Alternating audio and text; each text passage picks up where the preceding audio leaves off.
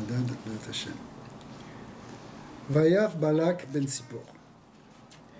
Alors le Zohar demande, Rabbi Shimon Amar, Vayar Maïreya Chama. Qu'est-ce qu'il a vu? Reya Mamash, il a vu quelque chose concrètement.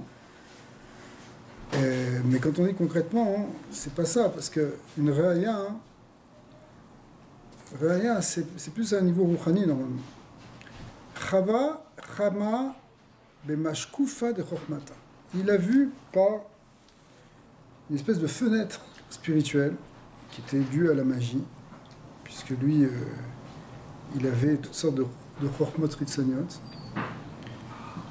Et il a vu donc effectivement Kema dirtiv vashkef avimelech melech pelishtim bed achalon. Lorsque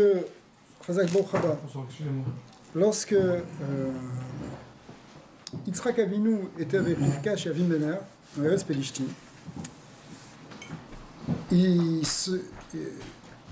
Rivka était officiellement la sœur de Yitzhak. Mais à un moment, Avimelech a vu par la fenêtre qu'ils étaient mariés. Alors, qu'est-ce que ça veut dire voir par la fenêtre? My bed achalon. C'est pas possible qu'on regarde par la fenêtre ce qui se passe. Yitzhak Avinu, c'est quelqu'un de sanois, la maison, il ferme le rideau. Kama de atama, bed achalon nishkefa vateyabev im sisra. En fait, c'est quoi? C'est qu'elle a vu, excusez-moi, le pshat, c'est que quoi? C'est que Avimelech, il a vu, en fait, par sa boule de cristal, si vous voulez. Il a vu ce qui se passait. C'est ça, sa fenêtre. Sa fenêtre, c'est par sa chorma, il voit ce qui se passe ailleurs. C'est le principe, là, des magiciens avec leur boule, leur miroir, où ils arrivent à voir. C'est toute une chorma. Évidemment, on ne connaît pas très bien ça. Et aussi, la même chose aussi avec l'histoire de la mère de Sisra. Sisra, c'est un général cananéen qui faisait la guerre contre Israël, à l'époque de Dvorah et de Barak. Et puis, il s'est fait tuer par Yaël. Et sa mère, elle attend le retour de son fils. Elle regarde par la fenêtre.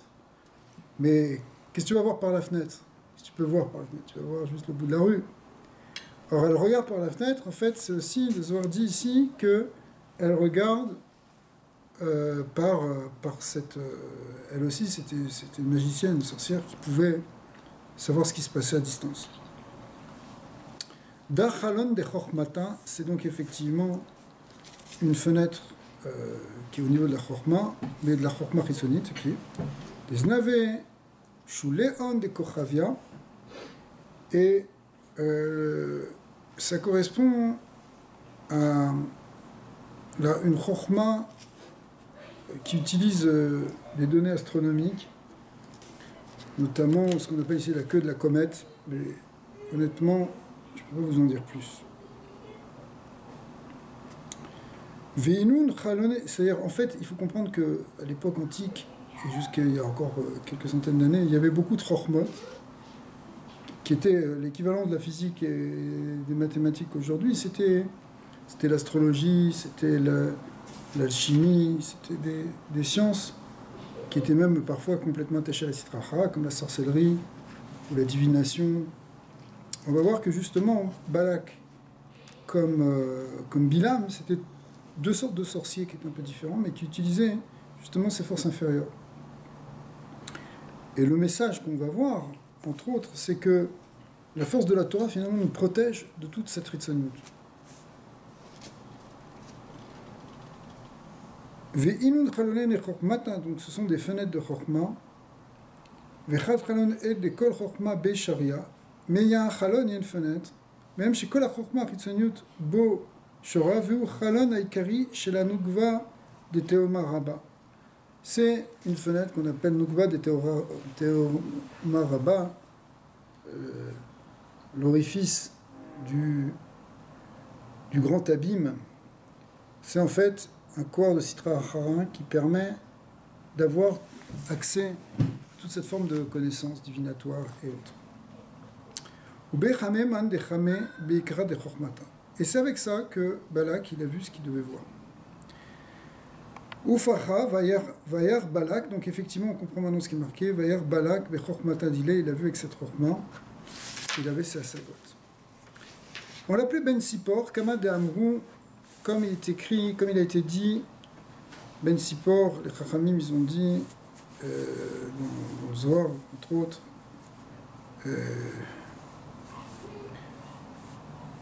ici le Matog Minvash, il ramène Shayam Ibne Banam Shaditro Shayan Ikrat Sipor. C'était un petit-fils de Yitro qui est appelé Tzipor, comme la fille aussi de Yitro qui s'appelait Tzipora. Les filles chez Pachar, mais Mishpaparato qui est Tzipor, Venit A, Venit Gaïa. Il s'est envolé, il est sorti de son milieu, de sa famille, et il s'est converti, donc c'est pour ça qu'on l'appelle le Tzipor.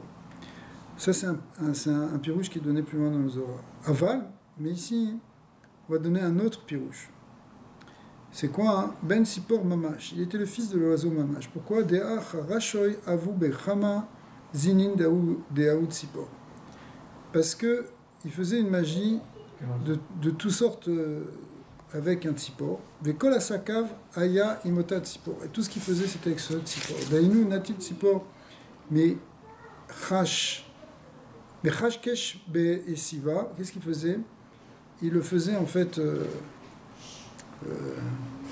Parler, Khashpesh, ça veut dire il le faisait comme un petit oiseau qui parle, en lui mettant une herbe spéciale dans la bouche. Mais Farar Be'avira, après ça il s'envolait dans le ciel, à l'aider la Hashim, Vaeta Tzipor Lechet Beshtichuto, ou Mivelo Esev Atzarirlo. Et il lui ramenait une herbe qu'il voulait. Ugdeshe Maasav Yatslichu, Avid Uvdin Velachish Lachiché. Et il faisait donc une incantation avec lui. Donc en fait c'était une incantation qui entraînait à la fois des paroles où il en prenait des choses et en même temps des actions.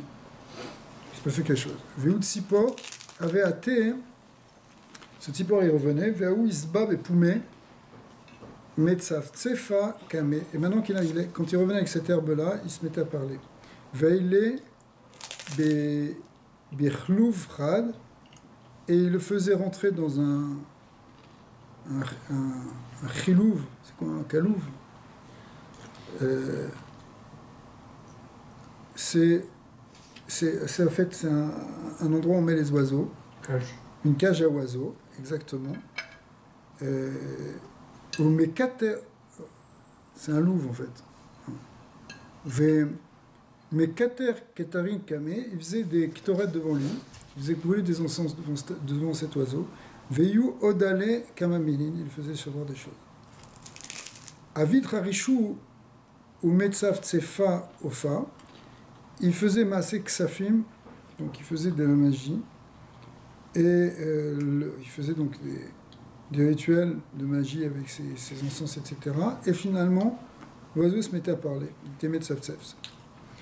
Et après ça, au Pachar, Vatas, les Gabé, Gilou Yenaï.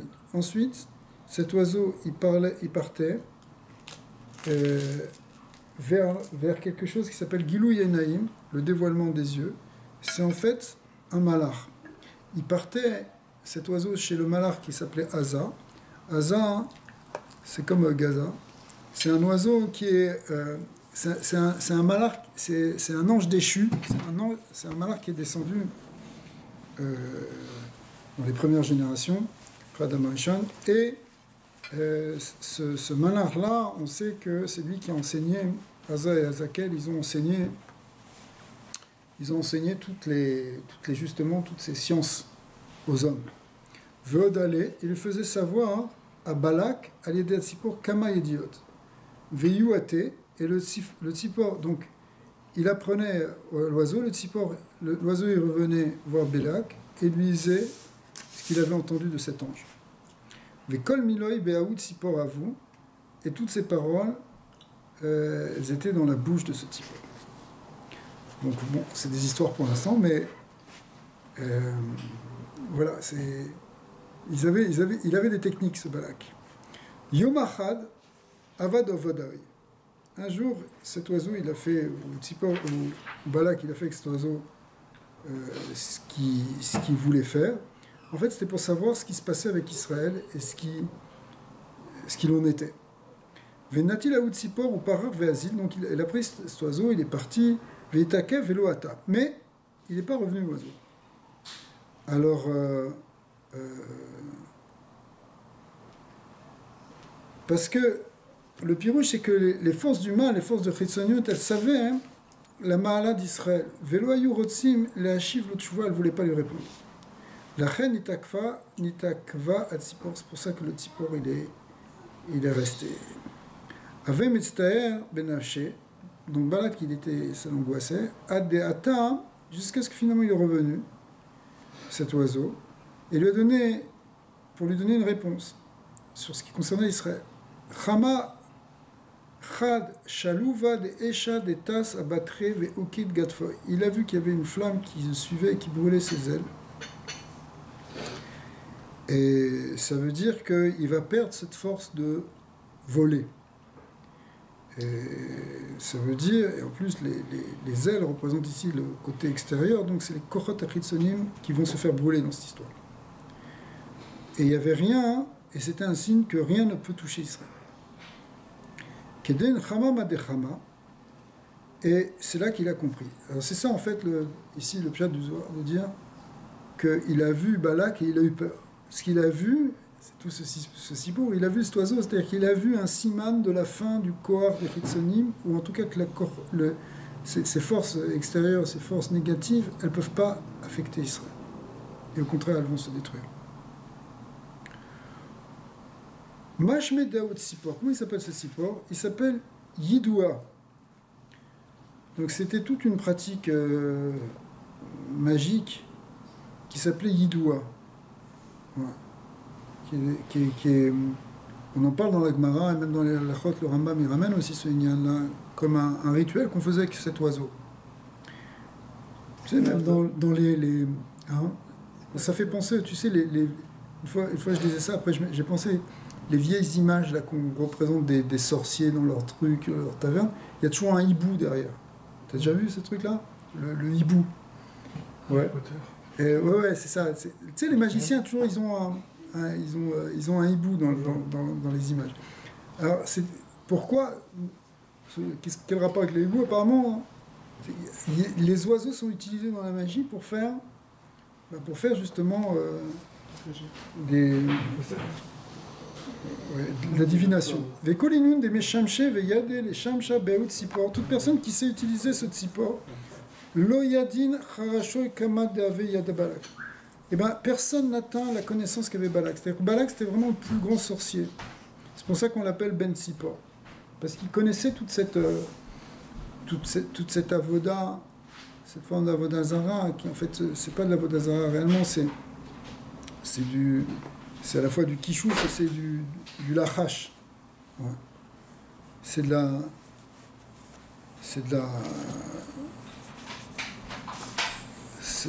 des incantations. Les incantations et de la divination. Et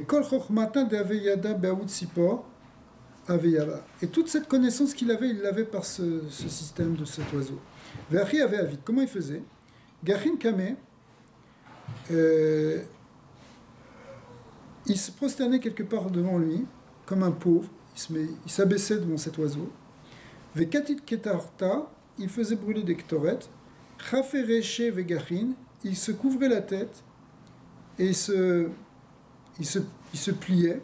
Ve'amar, et il disait quoi? Il disait Hashem Touma.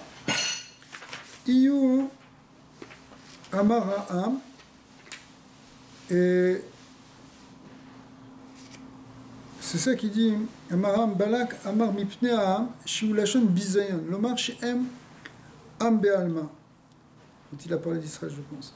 Vetsipara a-t-il et Israël. Et ce Tzipor, il a répondu Béné Israël. C'est-à-dire que lui, il a dit Am, et l'oiseau, il a dit Israël. Parce que lui, il ne voulait pas dire le mot Israël. Parce que Israël, c'est Tiot Liroche, comme c'est marqué dans un Tikkunim, ça veut dire qu'ils sont Chashuvim, ils sont le roche. Béni Bechori Israël, on est à la tête. Israël, c'est le roche. On sait que toute l'humanité elle est comme un corps entier, mais chacun il a une fonction. Un c'est le bras, l'autre c'est la main, l'autre c'est le pied, mais celui qui est le roche, c'est Israël. C'est pour ça que Israël est le Bechor, parce que Bechor, ça veut dire roche, c'est la même chose.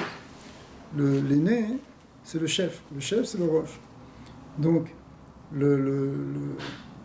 en fait, c'est aberrant l'antisémitisme, parce que, pourquoi c'est aberrant? Parce que c'est comme si le corps voulait se révolter contre la tête, d'accord? Et refuser la tête. Mais en fait, c'est pas si aberrant que ça, parce que c'est ce qui se passe même dans un corps humain, quand le Yetzirah, il prend le dessus. Parce que tu as beau savoir qu'une chose est mauvaise, mais tu le fais quand même. Pourquoi? Parce que le gouffre, le corps, il est avec son effet Shabéami, lui, c'est lui qui veut l'emporter, c'est lui qui décide. Donc ta tête, elle ne domine plus. C'est pour ça que quelqu'un, il faute que quand Nirtnasbo Roar Shtut, c'est quand il y a un Roar Shtut qui rentre, ça veut dire que c'est plus la tête qui contrôle. À ce moment-là, hein, c'est là qu'on fait une faute. Mais théoriquement, si au contraire, les nations, elles mettaient Israël à sa place véritable de roche, c'est pas une tête qui serait là pour dominer les autres, pour les spolier, pour les épuiser, comme on a vu ça avec d'autres empires, avec les empires qui se prenaient pour le roche, comme les Mitzraïm, ou comme Rome, ou comme tous les autres empires qui revendiquaient la Bechora, jusqu'au dernier empire, qui est l'empire de Russie, qui s'est écroulé il n'y a pas longtemps, d'accord? Eh bien, qui ont écrasé les Juifs jusqu'au Chas Shalom. Eh bien, au contraire, la fonction d'Israël, c'est de distribuer la Rouchaniout comme le roche, le corps, la tête. Elle distribue les influx nerveux et les influx vitaux dans tous les membres. C'est elle qui... La Chayout, elle vient du roche. La vitalité, elle vient du roche. Alors, l'idée, c'est ça. L'idée, c'est que... Comme ça. Mais évidemment, Balak, il ne voulait pas dire ce mot Israël, parce qu'il ne veut pas reconnaître ça. Donc il appelle un Ham, juste un peuple, le peuple sans dire son nom. Après, Yu Amar Meod, Balak, il a dit à Ham Meod, Veratsa Loma, chez Em Rabim Bederer Ateva, Lechen Emid Gavrim. Il veut dire qu'ils étaient simplement au niveau de la quantité. Ils croient qu'on est des millions, que même aujourd'hui, si tu fais un sondage en Pologne, les derniers sondages en Pologne, ils pensent que plus d'un tiers de la Pologne, c'est des juifs, alors qu'il reste que très très peu de juifs en Pologne, malheureusement. Parce que c'est vrai qu'il y en avait pas mal à une époque, mais maintenant c'est fini. Donc ça veut dire en quelque sorte que si aujourd'hui on adhère à chaque personne, à l'aider à dominer son Yetzirah et tout ça, c'est de cette façon que ça va faire une influence mondiale, oui, et que le monde entier va reconnaître Israël. Absolument. C'est pour ça que dans les Sfarim de Chassidut, on explique une des idées majeures, c'est que pour arriver à faire résider Dieu dans ce monde, puisque c'est le but, c'est qu'on amène Hachem dans ce monde, il faut qu'on fasse de ce monde une place pour Akadosh Baruch Hu. C'est pas simplement, quand on dit le Olam Haba, hein, c'est pas un Olam Haba qui sera ailleurs qu'ici, ce sera ici, c'est dans le Olam HaTarton, le Olam Haba, mais après Triat HaMetim, c'est la maskana de la plupart des Mekoubalim, c'est la maskana même du Rambam, c'est que le Olam Haba. Mais donc dans ce monde d'en bas, donc qui va être transformé, la Shina va pouvoir résider. Mais déjà nous à notre niveau on prépare ça. Et comment on prépare ça? Par ce qu'on appelle justement être kafia, vitafra. Kafia, c'est à chaque fois qu'on domine notre Yetzirah. Chaque fois que tu domines ton Yetzirah, tu permets à la Shekhinah de se révéler. C'est-à-dire que ça a un impact au-delà de ton niveau individuel, c'est un impact universel. Voilà.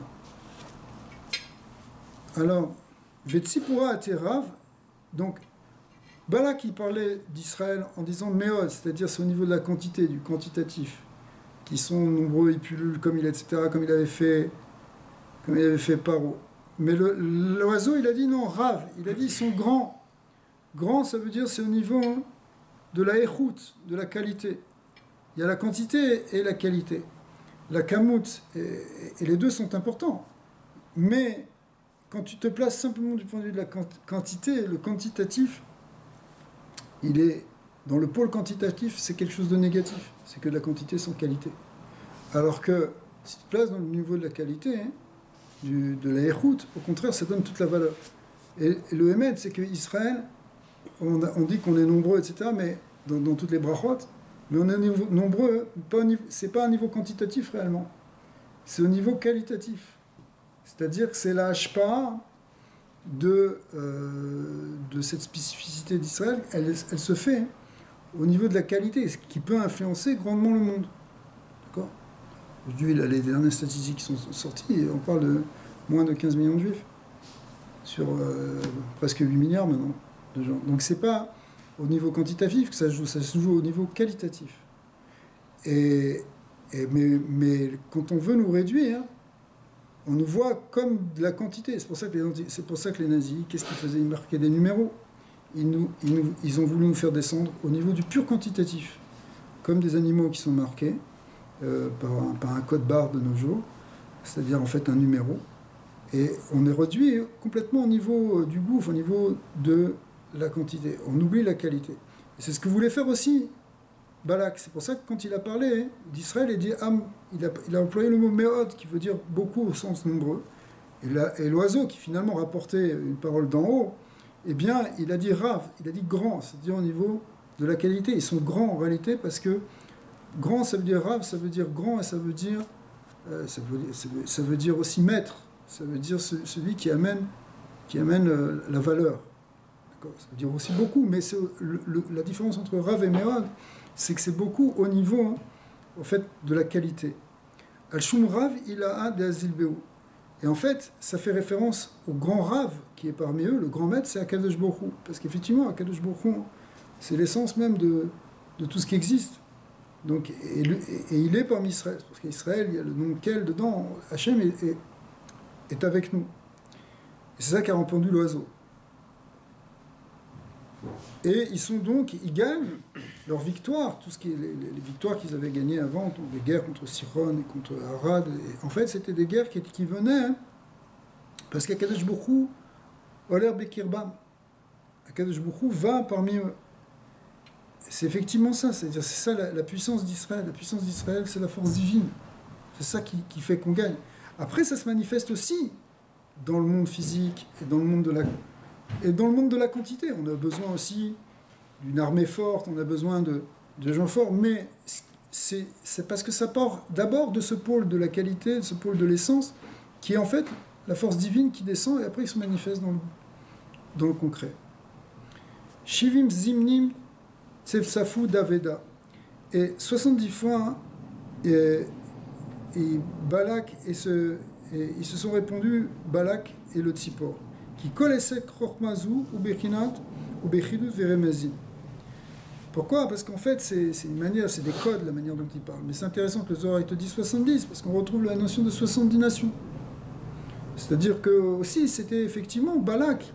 Derrière l'histoire de Balak et de Bilam, c'est le prototype de gens qui pensent exterminer le peuple juif, finalement, qui n'y arrivent pas. Utsu et Tzavé Tufar, Davro Davar Velo Yakum, qui Immanukel. Parce qu'Immanukel, Dieu il est parmi nous, donc c'est pour ça qu'ils n'arrivent pas. Comme on a vu l'histoire de Purim, on a vu l'histoire comme on le voit aujourd'hui en Iran, comme on le voit on n'a pas d'idée qu'il y a il y a plein de pays éloignés où il y a des gens qui passent et ils sont en train de faire même de la magie noire pour nous exterminer, que Dieu préserve. Aujourd'hui, là, alors on parle, il y a des gens qui ils font des choses, ils imaginent des choses, ils construisent des choses incroyables pour nous faire du mal à un niveau physique, à un niveau rouhani.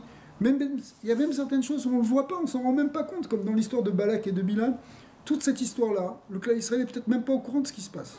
C'est pas au courant, ils continuent leurs choses. Pendant ce temps, ils sont en train de faire leurs trucs, ils sont leurs korbanot, ils font leur ktoret, ils font leur tout. Mais ça passe pas. Et on est protégé parce que Immanukel. Avec évidemment la condition pour que la présence divine reste parmi nous, c'est qu'il faut qu'il y ait de la Gdusha. Donc la faille que va trouver Bilam, ça va être au moment où il va faire tomber avec les filles de Moab, etc. Et de Midian, ils vont essayer de faire tomber les Bnei Israël au niveau de la Kedusha. Mais sinon, Matovu Alecha Yaakov Mishkanotecha Israël, et étant donné que, comme dit le Midrash, que les tentes, la Gemara, que les tentes, elles étaient orientées de telle manière qu'on ne voyait pas chez le voisin, par Tsniout, alors du coup, il n'y a pas de possibilité d'avoir une Arisa parce que la Shrina, elle est parmi eux. Si on perd la Sniout, si on perd la Gdusha, la Shrina risque de plus être là, et c'est là qu'il peut y avoir une faille. D'accord. Et Iwa Mardal, dans le dialogue, il a dit qu'il était pauvre. Vetsipura Rav, même chose aussi. Il a dit qu'il était pauvre, qu'il était indigent, il voulait aussi le mépriser. Et il a dit au contraire qu'il était le maître, qu'il avait la galoute, la chashivut.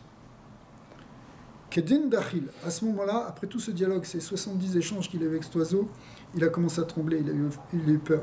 Dirtiv, Vagar Moav Mipne Aham Meod. C'est ça, Mipne Aham Meod. Vous voyez comme le Zohar, il est en train d'être Doresh, le Pasouk. Mipne Aham, Aham c'est le côté mépris, Meod c'est le côté nombreux. Qui Rav ou, qui c'est qui a répondu ça? Ça c'est l'oiseau. Rav ou Vadai, il est grand en réalité. Qui vin Shakadosh Bokhu Rav Veshalit ou Aoler Imaen. Effectivement, comme. Ça c'est les Mefarchi, c'est le Ramak et le Migdash Medan, tout ça qui explique le Zohar comme ça. Ou Bezine Charshin, ici il y a un shem des Kasdikel, c'est un shem d'un malar, Kadma. C'est en fait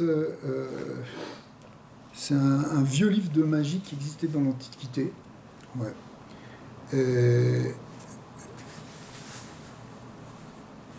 Donc c'est ce qui permettait en fait c'était une encyclopédie de magie. Ve'amevin be'esek ayeduni ma shechim lovinu. Et en fait avec ça on pouvait ce Kasdikel, il était capable de faire, enfin c'était tout qui permet d'avoir beaucoup de connaissances que les autres n'avaient pas. Et probablement il l'avait aussi Balak. En tout cas, là-bas, c'est marqué que quoi? Ashkacham, on apprend dans ce sefer des tziporada avu avdinle bezimna yedin.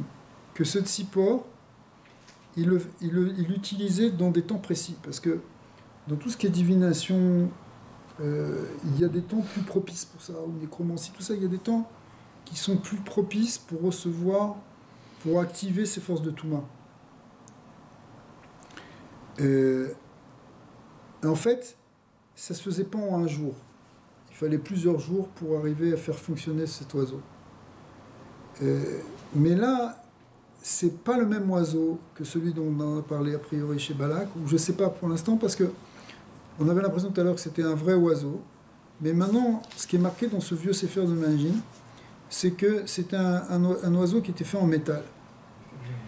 Mi kesef meurav Bedava. Il était fait en argent mêlé à de l'or, parce que le kesef, c'est marqué, les Mefarshim nous expliquent que le kesef, c'est le corps du soleil, parce que c'est blanc, ça brille comme le soleil, alors que le zahav, c'est le corps à l'Evana, c'est la lune. Vasu oto mishne kochot shel chama velevana yachad, kede le kabel kor meshneem.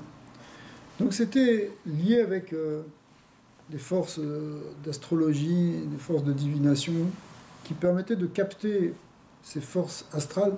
Pour nous, on ne connaît plus toutes ces choses-là. Ça a disparu de nos jours, plus ou moins.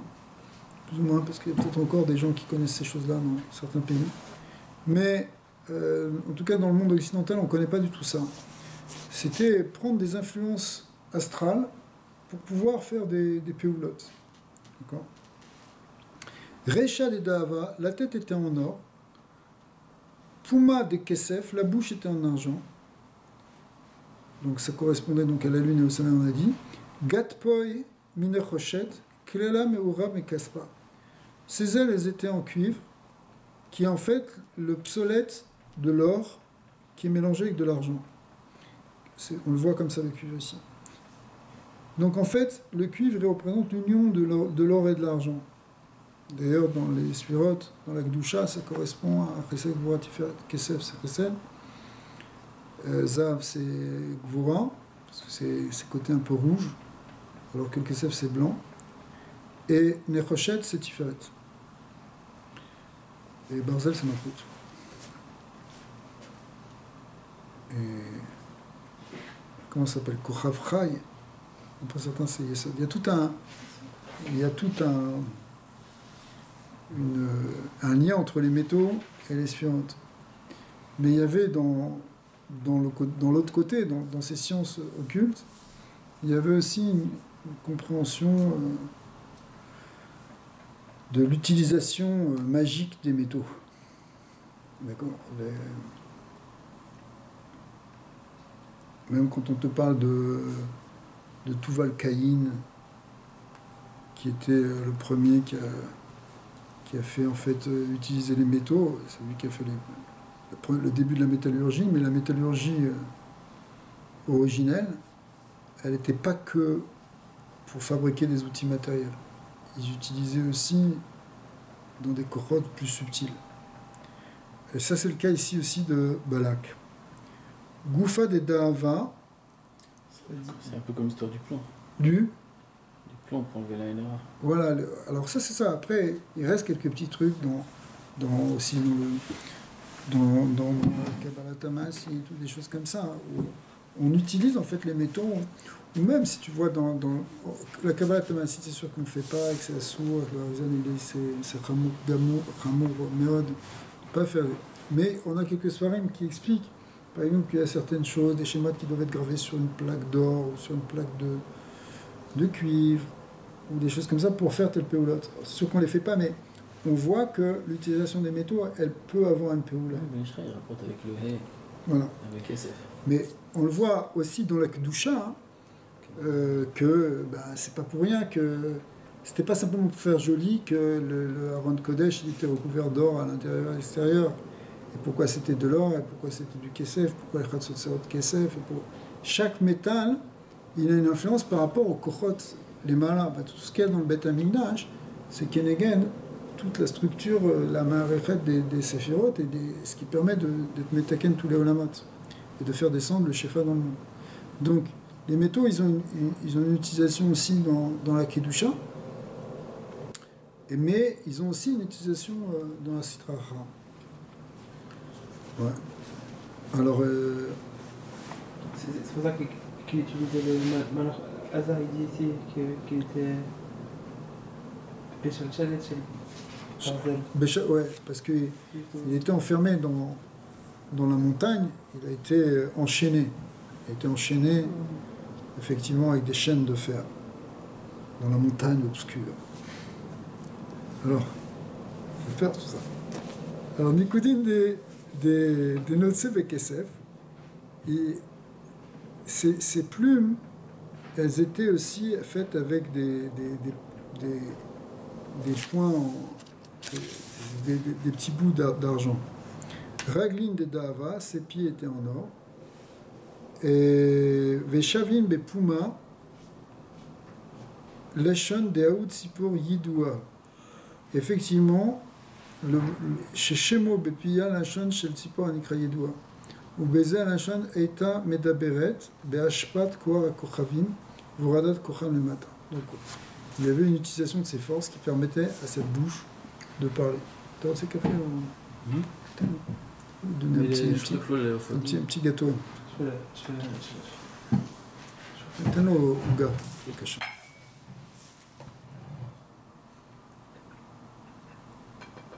Bon.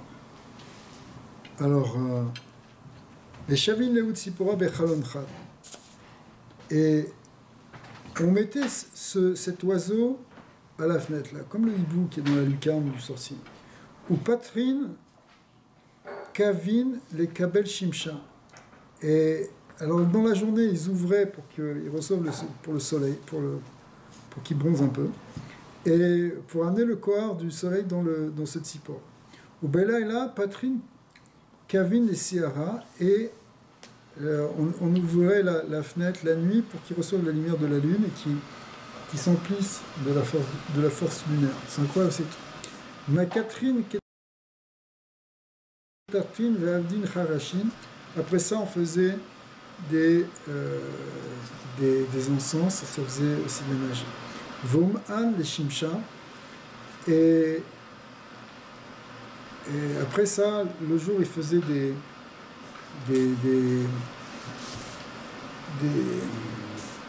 hashbaot, c'est-à-dire comment ça s'appelle en français hashbaot, c'est quand des incantations, enfin c'est pas des incantations, on impose, on va chercher, c'est comme des sermons qu'on fait au soleil. Au Balala, au Mine, les Sahara, la nuit, on faisait ça à la nuit. Veda, Avnin, Shivin, Yomin, et on faisait ça pendant 70 jours. Donc il y avait 70 jours de préparation jour et nuit pour préparer ce tzipor pour qu'il puisse recevoir toutes ces hashpot. Donc on voit, c'est marqué dans les Tikkun Hazor que c'est lié parce que il y a le soleil et la lune, ici il y a 70. Que les 70 nations, elles sont incluses Beklalout dans 2 nations en plus qui s'appellent Esav et Ishmael.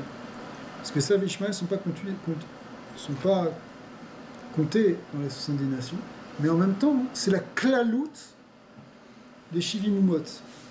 Et elles sont appelées le soleil et la lune.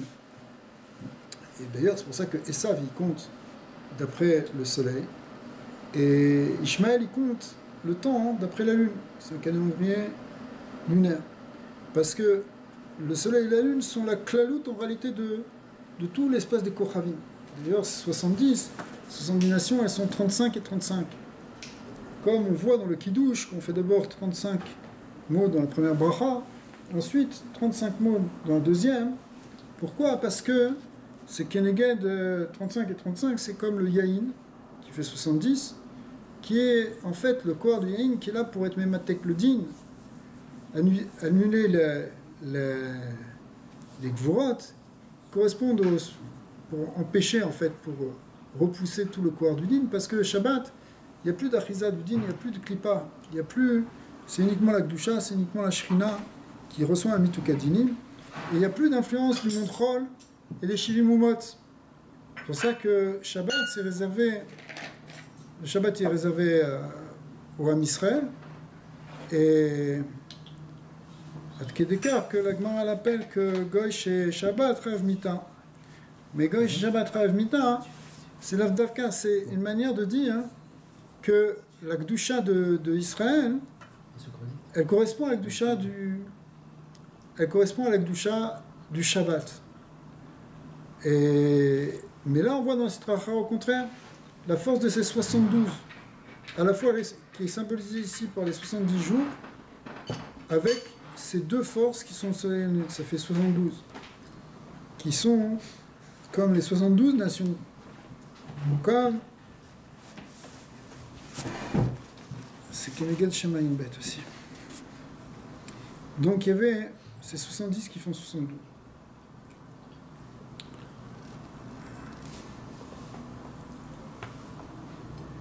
Dans la Gdusha, on retrouve ça aussi dans les 70 Ekenim, qui sont 70 Nevi'im. Mais en fait, il y en avait 2 au plus. Il y avait le Dad Medan, qui finalement prophétisait. D'accord. Alors, c'est ce que le Zohar, il appelle que c'est 70 qui font 72. C'est la symbolique du nombre 70, c'est la symbolique du nombre 72, mais on retrouve ça ici, mais de l'autre côté. Mikan ou Leana, Aoulishna, Mechashkesha, Bepuma Deutzipo.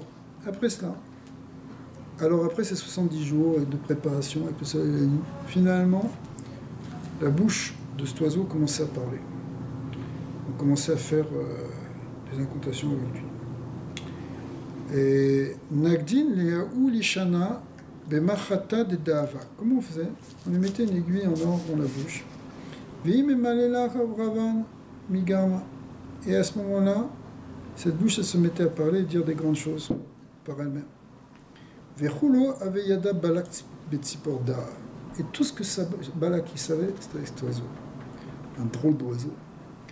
Alda Ben Sipor. C'est pour ça qu'on l'appelle le Ben Sipor. Quand on dit Ben Sipor, ça veut dire c'est comme celui qui reçoit tout de cet oiseau. Et Ben Sipor aussi, ça veut dire celui qui est le maître. Quand tu dis un Ben Torah, c'est quelqu'un qui maîtrise la Torah. Aussi, c'est un Ben Sipor, parce qu'il maîtrisait cet oiseau. Beginka Chama Ma Debarnash Achara Lo Yachil Leminda. C'est pour ça qu'il pouvait voir ce que les autres hommes ne savaient pas. Velo Yachil Lemechame. Et là, Veno Yachol Lirot. Et ce que les autres ne pouvaient pas voir. Ktiv Amar Hashem Mi Bashan Hashiv. C'est un pasouk dans Télim. C'est-à-dire que à Kadosh Baruch Hu,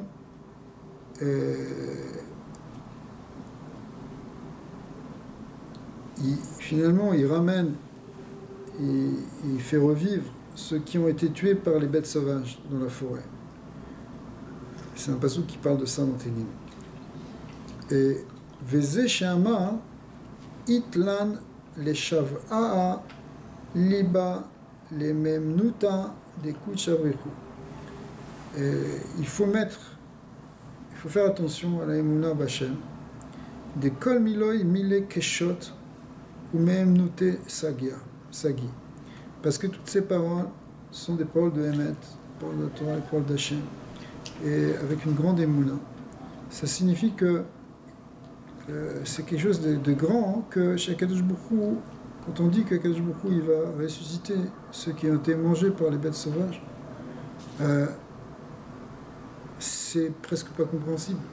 Ça veut dire, quelqu'un il s'est fait dévorer par un ours dans une forêt, et pourtant, le passouk qui dit comme ça, le Zohar dit, on doit croire en ce qui est marqué.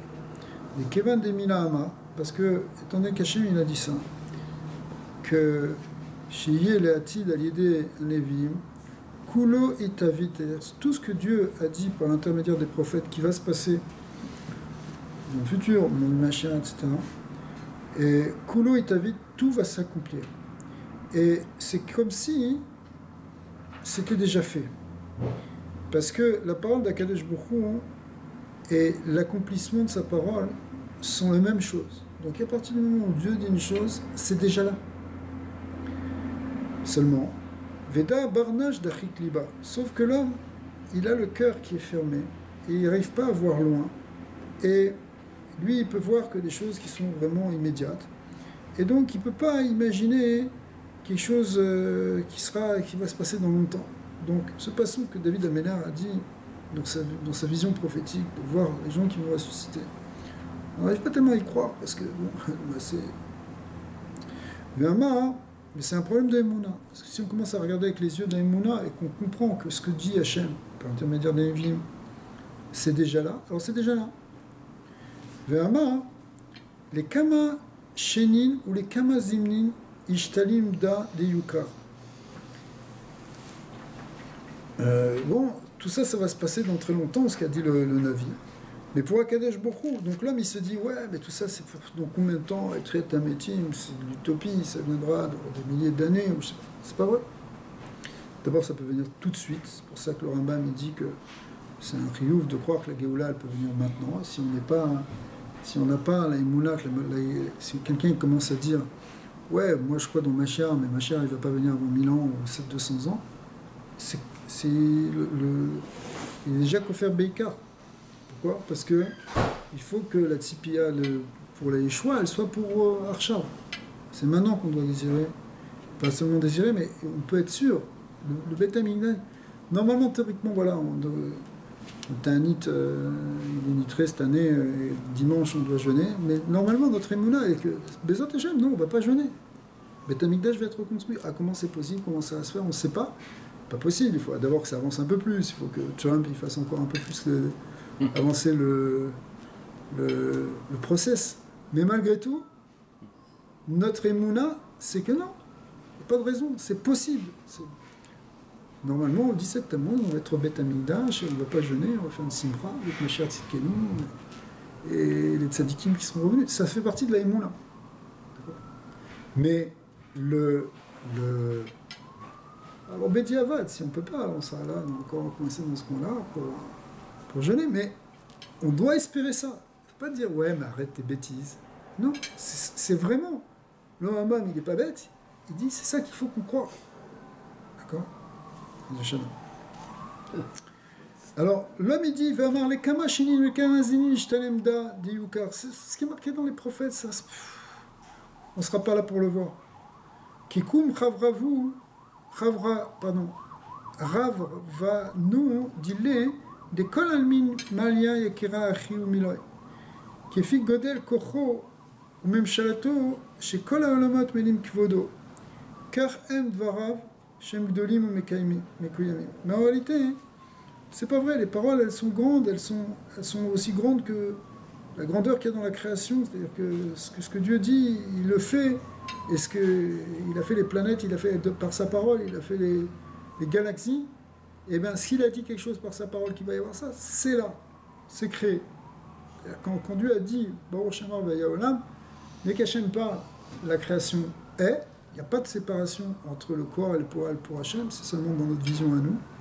On voit qu'il y a une ishtalchelut pour arriver à faire quelque chose de concret. Mais pour Hachem, c'est yachar, c'est direct, c'est en un instant. Donc ce qui a été dit dans les Nevi'im, c'est déjà là. Mais on ne le voit pas, parce qu'on est là, on a le cœur bouché, dit le Zohar. Mais en réalité, c'est là. Et c'est pour ça que celui qui a vraiment la Emouna, il le voit. C'est marqué que pour Rabbi Shimon Bar Yochai, le Beth Amikdash n'a pas été détruit. Pourquoi ? Parce que pour lui, ou comme Rabbi Akiva, il voyait déjà le Beth Amikdash reconstruit. Mais Paul, il pouvait rire. Pour Rabbi Shimon Bar Yochai, il n'était pas affecté par la destruction du Beth Amikdash, parce que pour lui, il était déjà dans le futur, il était dans le passé, dans le futur en même temps, il était au-delà du temps. Vekol Miloi, Inun les Fum Shata. Achi ou les Fum Shata, car ou Adam les Fisham. Pour l'homme, au contraire, c'est juste instantané. Qui Yamav, Ketzel Over. C'est-à-dire, nous, on est juste dans le temps, on voit le temps. Et ça ne dure pas. Aval, Betiufta, ou Biuta, ou Beuvdin Tavin, ou Bedam Insagin. Mais si quelqu'un il fait des bonnes mitzvot, il fait tchouva, il pleure des larmes, alors il va pouvoir arriver à une dvekout avec Kadosh Baruch Hu suffisamment haute. Liot Sadik Moshe Birat Elokim, Veaz, Iyu Kadisha Ra Ve'ila'a Alkol Alma. Alors du coup, maintenant, Kadosh Baruch Hu, qui est le plus Kadosh et qui est le plus Moufdal de tout le monde, Azir Néoré, alors il va faire briller sa lumière pour lui, Vekamit qui jette les gabés des barnaches des merveilles de Réouté. Et il va épancher sa lumière, donc sa gdoucha, pardon, sur la personne pour lui faire sa volonté. Donc ça veut dire que si toi tu y crois pas, si toi t'es pas dans la Emouna, si t'es pas dans la gdoucha, etc., alors tu vois pas, c'est coupé de toi, tu comprends pas Kadosh beaucoup, tu vois que ta réalité est concrète et tu te sens perdu dedans. D'accord ? Et tu te dis ça va pas. Quelqu'un qui n'est pas du tout Mahamine, aujourd'hui désespère complètement ce qui se passe dans le monde. Tu te dis voilà, c'est l'islam, c'est tout, c'est les barbares, et ils vont détruire le monde, il n'y a plus d'Europe, il n'y a plus rien, le monde va arriver à un chaos, c'est l'Occident, l'Orient, il n'y a plus rien. Donc il désespère, il se dit voilà, l'antisémitisme. Mais s'il a un autre regard, qui est le regard des prophètes, qui est le regard des prophètes, c'est pas des rêveurs, ce sont des gens, c'est des rêveurs au sens profond du terme, c'est des rêveurs, c'est des gens qui voient la volonté, qui voient la parole d'Hachem, d'accord, puisqu'ils l'entendent. Donc ils l'entendent, ils la comprennent, ils la visionnent, ils voient le émettre. Si on a, plus tu vas augmenter dans les Emouna, et plus tu vas vivre cette certitude, et plus tu vas vivre cette réalité. C'est pour ça que le rabbi qui était un très très grand Mahamine, il voyait la réalité de la Géoula. Même son beau-père, dont c'était la fête de la libération aujourd'hui, qui n'est pas simplement sa libération, mais notre libération à tous, comme il a expliqué, c'est quelque chose de très profond, parce que sa Neshama était très spéciale. Il y avait une Neshama Kolelet. Donc quand on dit qu'il y a une Neshama Kolelet, il lui arrive quelque chose, ça affecte tout le monde. Effectivement, si le rabbi précédent, Chas v'Shalom, avait été condamné à mort, comme c'était prévu au début dans sa condamnation, on ne serait pas là ce soir pour parler, parce que le judaïsme ne serait pas arrivé jusqu'à nous, probablement. Et parce qu'il était le dernier rempart du judaïsme authentique en Russie, et pas seulement, après, puisque c'est le premier à avoir fondé une yeshiva aux États-Unis quand il est arrivé, puisqu'il est arrivé en 1940, il n'y avait pas de yeshiva, c'était encore avant l'école. Et le jour où il est arrivé, le jour où il est sorti du bateau, le soir même, il a dit on va faire une yeshiva. Les gens lui ont dit mais une yeshiva c'est différent l'Amérique. Il a dit non, l'Amérique n'est pas différente. Ce qu'on a connu ailleurs, on va le connaître ici. Et donc en 1940, quand il est arrivé, il a fondé le jour même une yeshiva, et le lendemain il y avait quelques barourim avec qui ils ont commencé, une dizaine des enfants, ils avaient 10-11 ans, ils ont commencé le premier Cheder, le premier yeshiva. C'était 770. Un des premiers élèves, c'était Rav Grona, celui que vous voyez tout le temps de leur rabbi, c'était le premier, il faisait partie des premiers. Mais le jour même, c'est-à-dire le lendemain matin, ça y est, ils ont commencé la yeshiva. Pourquoi ? Parce que, donc, c'est ça qui a amené finalement, et après tout ce mouvement des Teshuvah qui a touché tout le monde et qui touche tout le monde jusqu'à aujourd'hui, qui a été insufflé par cette volonté, et aujourd'hui tout le monde suit même les chitotes qui n'étaient pas tellement pour être au contact des chilonim, aujourd'hui, Baruch Hashem, ils vont même dans les bases de Tzahal, et Baruch Hashem, c'est parce que on a compris, parce qu'un des grands messages du rabbi précédent et du rabbi, c'est que on était en train de passer dans quelque chose de nouveau au niveau de l'enjeu et de la manière dont va fonctionner le clan Israël, qui est qu'on est sorti du ghetto et qu'on est dans un monde ouvert. Alors c'est sûr que d'abord, il y a eu une réaction dans les années 50 de beaucoup de tzadikim qui, bien sûr, ont eu raison de faire ce qu'ils ont fait. On n'est pas en train de juger quoi que ce soit, qui en est pour parler, qui ont reconstitué des quartiers protégés, entre guillemets. D'ailleurs, le rabbi aussi était favorable à ce que les chassidim qui pouvaient habiter dans des quartiers chassidim, il les encourageait. Mais d'un autre côté, donc c'est pour ça qu'il y a eu des quartiers comme Bnei Brak, qui a été reconstruit par Kfar Chabad, par le rabbi précédent, qui a été fondé par le rabbi précédent. Oui, exactement, toutes ces choses-là qui sont fondamentales. Mais en même temps, il y avait les États-Unis et il y avait l'Europe d'après-guerre où il y a plus de ghetto. Et même en Eretz Israël, Rabbi aussi a poussé aussi d'autres à habiter dans des villages aussi où ils étaient peut-être minoritaires, mais où ils savaient qu'ils pouvaient avoir une influence. Et la clé, c'est la clé de la shlichut que Shlorim en a toujours eu, même à l'époque du Baal Shem Tov, mais celui qui a commencé vraiment la forme qu'on connaît, c'est justement le rabbi précédent, le beau-père du rabbi, qui envoyait des Shlorim par exemple ici au Canada en 41 ou des choses comme ça. La clé, c'est de dire que, toi qui connais bien la cacheroute, que collaboléa et nopolet. C'est-à-dire que si tu es mashpia, si tu influences l'extérieur, tu influences la Torah, tu ne vas pas être influencé. Et donc, c'est ça le principe de la shlichut. Non, le miflat de Bala. Ouais. Le miflat de Bala. Exactement. Ouais, le boléa. Excusez-moi. Donc, quand tu donnes, tu risques pas d'absorber autre chose.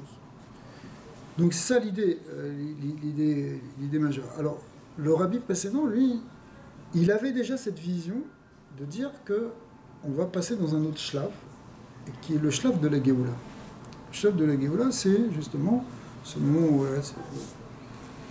le Ham Israël, finalement, il sort peu à peu du Shibud Malchuyot, ce qu'on connaît aujourd'hui, puisque c'est plus le Shibud Malchuyot tel qu'on connaissait avant.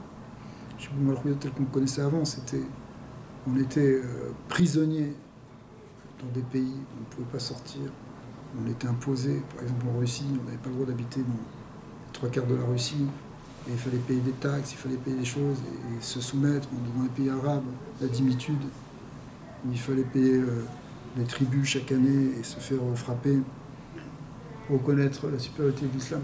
C'était comme ça au Maroc, c'était comme ça un peu partout, suivant les époques plus ou moins. Ça, c'est fini. Et donc, on est rentré maintenant dans les shlavim mamash de la Géoula. Tiens, Melvin sur le Ouais. Ouais, mais tu ne vas pas trouver. Ou alors, il faut que tu ailles en bas dans le bureau. Non, mais c'est vrai. Va dans le bureau, tu vas avoir une étagère avec tout le nard, avec le Melvin. Écris là. Ouais.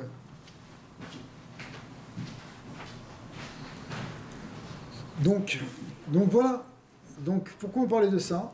Pour dire que le rabbi, il avait cette vision, il avait une telle émouna qu'il voyait les choses, comme une réalité concrète.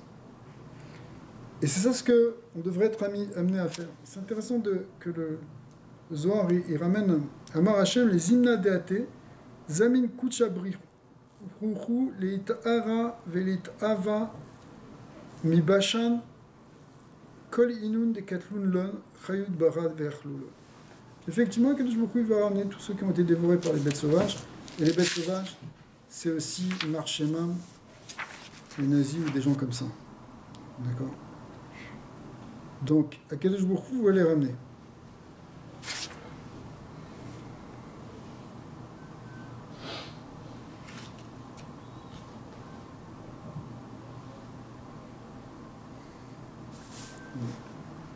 Non, c'est correct. On va arrêter là. Non, si vous avez des questions. Bon, je vous